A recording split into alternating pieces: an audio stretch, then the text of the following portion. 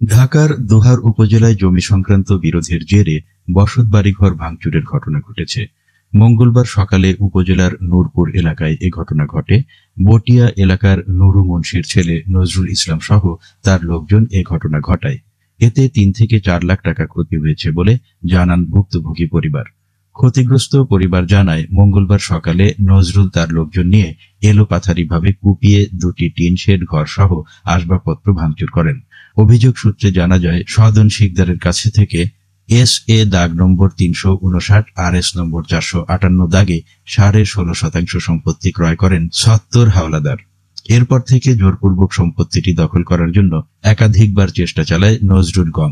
মঙ্গলবার সকালে নজরুল ইসলাম সহ তার লোকজন নিয়ে উক্ত সম্পত্তিটি জোরপূর্বক দখল করার জন্য বসতঘর আসবাবপত্র ভাঙচুর করে। স্থানীয়রা জানান, এই জমি নিয়ে কয়েকবার গ্রাম্য সালিশি হয়।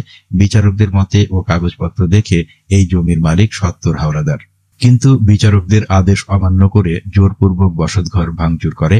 এ ঘটনার পর থেকে ক্ষতিগ্রস্ত পরিবারের লোকজন চরম নিরাপত্তাহীনতায় ভুগছে।